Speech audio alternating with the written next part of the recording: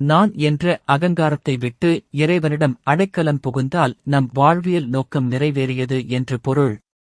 இராவணனின் அரண்மனையில் விபீஷணன் இவ்வாறு இராவணனிடம் கூறினான். அண்ணா, நீ சீதா தேவியை கவர்ந்து வந்தது மாபெரும் தவறு. இராமர் மனித வடிவில் உள்ள இறைவன்.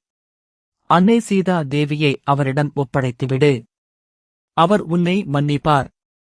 அவருடன் பகைமையை வளர்க்காதே என்றார்.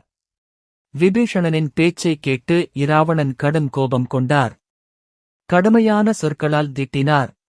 இறுதியில் அரண்மனையை விட்டு வெளியேறும் படை கட்டளை இட்டார்.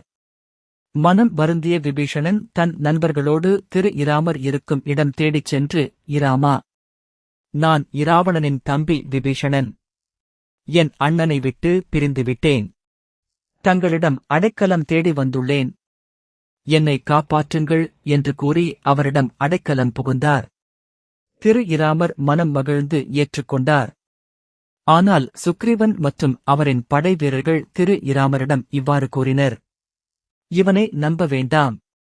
இவன் நம்மை வேவு பார்க்க வந்துள்ளான். இவனை கொன்றுவிடலாம் என்றனர். எல்லாவற்றையும் பொறுமையோடு கேட்டுக் கொண்டிருந்த இராமர் இவ்வாறு கூறினார். விபீஷணன் என்னிடம் அடைக்கலம் வேண்டி வந்துள்ளார். என்னை நம்பி வந்தவர்களை நான் ஒருபோதும் கைவிட மாட்டேன். இது என் நோன்பு என்று கூறினார். சுக்ரீவன் மற்றும் படை வீரர்கள் அமைதியாக நின்றனர். இந்த கதையில் விபீஷணன் காட்டியது கோப்திருத்வ வர்ணம் சரணாகதி. விபீஷணன் தன் சொந்த பலம், அறிவு, உறவுகள் என எதன் மீதும் நம்பிக்கை வைக்காமல் இராமர் மட்டுமே பாதுகாவலர் என்று தஞ்சமடைந்தார்.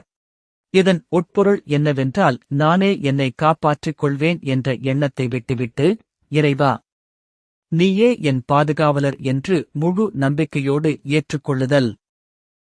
இராமரை விபீஷணன் சரணடைந்து நற்கதி அடைந்தார். நாமும் இறைவனை சரணடைந்து நற்கதி அடைவோம்.